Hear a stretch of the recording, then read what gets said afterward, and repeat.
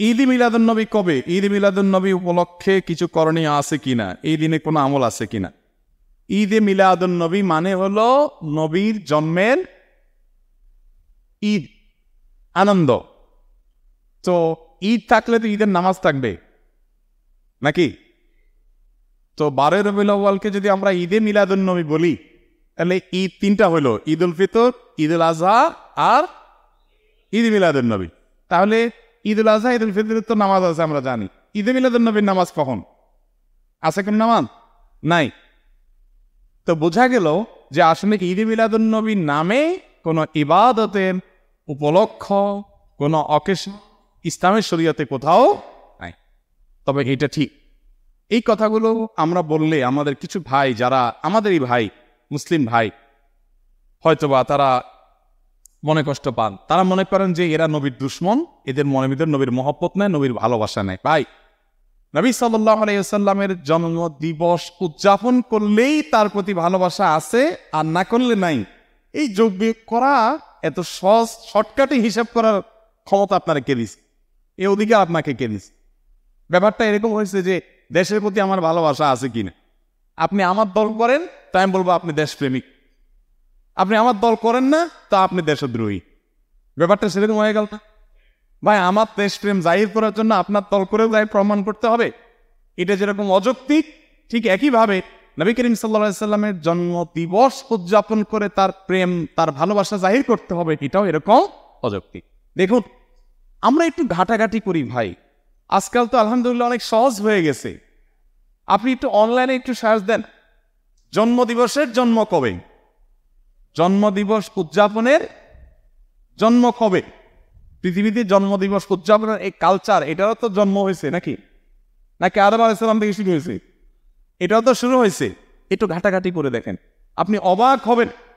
খ্রিস্টানরা পর্যন্ত তাদের ধর্মীয়ভাবে জন্মদিবস উদযাপন করাটাকে তারা নিষিদ্ধ করেছে।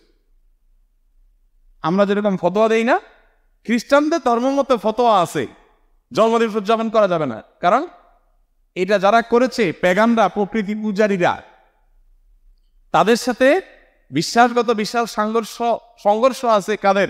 খ্রিস্টানদের। কালের আবর্তে খ্রিস্টানরাই এসে সেটা আবার নিজেদের গায়ে ধারণ করেছে। তারা এখন তাদের নবীর জন্মদিবস উদযাপন। আমরা মুসলমানদের অনেকে বহু পরে এসে, মিশরের এক শাসক, তিনি এসে চিন্তা করলেন খ্রিস্টানরা তাদের নবীর জন্মদিবস পালন করেছেন, আমাদের নবীর জন্মদিন আমরা পালন করলে সমস্যা কি? এই শুরু করলেন তিনি, এবং তারপর থেকে এটা শুরু হয়ে গেল। ডক্টর আব্দুল্লাহ জাহাঙ্গীর রহমতুল্লাহ রাহেবেলার বইতে বিস্তারিত ইতিহাস পাবেন, পড়ে নেবেন। তো আপনি তো অনলাইনে সার্চ দেন না, তাহলে তো পেয়ে যাবেন জন্মদিবসের উদযাপনের জন্মটা কবে থেকে। আমাদের প্রিয় নবী সাল্লাল্লাহু আলাইহি সাল্লাম নিজে তার জন্মদিবস উদযাপন করেছেন?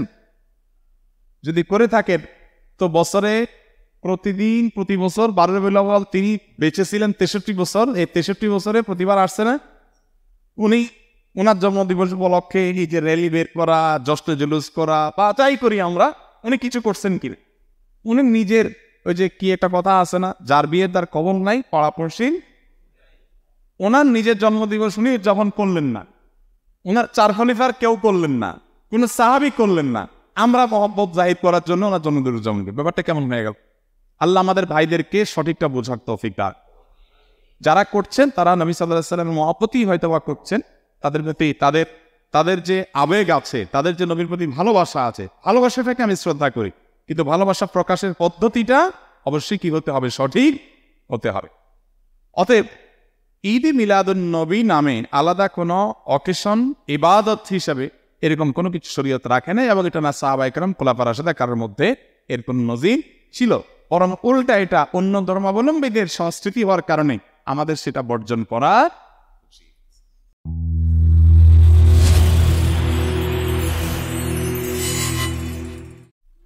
আমলে জিন্দেগি, সহজ ও সঠিক রাস্তার সন্ধানে।